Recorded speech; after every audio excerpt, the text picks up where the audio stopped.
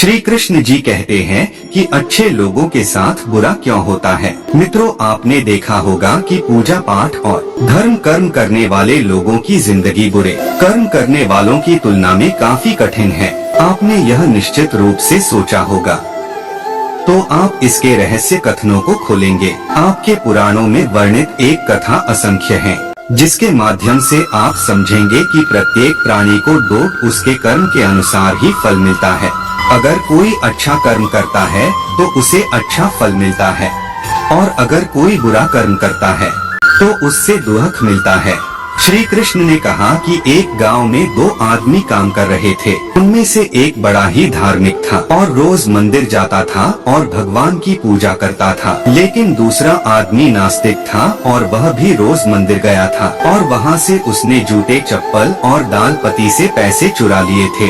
एक दिन उस गांव में बहुत जोर की बारिश हो रही थी और उस समय मंदिर में पुजारी के अलावा और कोई नहीं था। नास्तिक वाला मंदिर गया और उसने तुरंत ही सारा धन चुरा लिया और वहां से चला गया। उसी समय आस्तिक वाला आदमी भी मंदिर गया और भगवान की पूजा करने लगा। उसी समय मंदिर के पुजारी ने उसे देख लिया और उसे ही चोर समझ लिया। गांव के बाकी लोग भी आ गए और बचकर निकल गए। रास्ते में वह एक बार टकराया और घायल हो गया। आस्तिक व्यक्ति को वह व्यक्ति मिला जिसने मंदिर में चोरी की थी। करोड़ों कल्प जाने पर भी पाप कर्म का बिना भोगे नाश नहीं होता।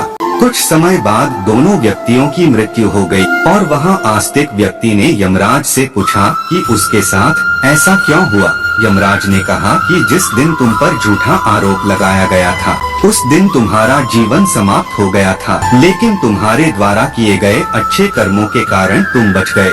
यमराज ने कहा कि दूसरी ओर किसी व्यक्ति के भाग्य में एक राजा बनना लिखा था, लेकिन उकेसे पाप कर्मों के कारण वह एक मामूली चोर बना रहा। मित्रों, दूसरे और शास्त्रों में यह भी बताया गया है कि करों कल्प अनुमान जाने पर भी पाप कर्म का बिना भोगे नाश नहीं होता।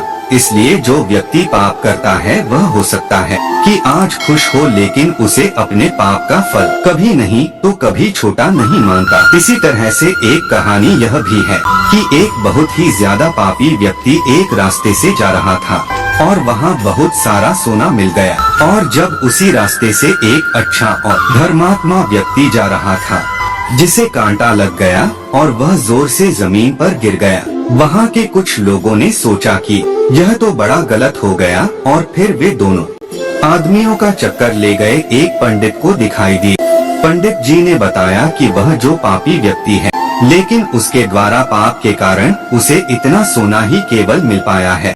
दूसरी ओर भले ही किसी भी धर्मात्मा के जीवन का आज आखिरी दिन था, लेकिन उसके द्वारा अच्छे कर्म किए गए क्योंकि उसे केवल एक कांटा ही लगा और वह बच गया। क्या अच्छे कर्म करके बुरे कर्मों के फल से बचा जा सकता है? शास्त्रों में बताया गया है कि व्यक्ति को अपने अच्छे और बुरे कर्मों के फल अवश्य ही पढ़ने वाले होते हैं। अच्छा कर्म करने से अच्छा फल मिलता है और बुरा कर्म करने से बुरा फल मिलता है।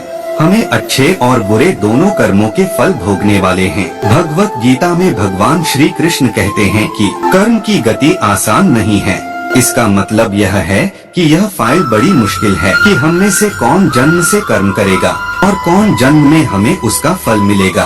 हो सकता है जिस पाप के कारण आज आपके साथ बहुत बुरा हुआ कि आपने हजारों जन्म पहले किए हो। इसके अलावा हो सकता है कि आपने कोई पाप अनजाने में किया हो जिसके बारे में आपको कुछ पता ही न हो। क्या धोखे से सबसे नए पाप कर्म का फल मिलता है? कर्म का सिद्धांत अचूक है। यदि आप कोई गलत कर्म करते हैं तो आपको उसका फल अवश्य मिलता है, चाहे आप उसे जानबूझकर या अनजाने में। शास्त्रों में एक बहुत ही अच्छा उदाहरण देखने को मिलता है, जो यह है कि अगर आप अनजाने में छुए तब भी आपका हाथ तो जलेगा ही। शास्त्रों में ऐसी कई कहानियाँ इसी तरह से होती हैं कि अनजाने में पाप का फल भी लोगों को मिल जाता है।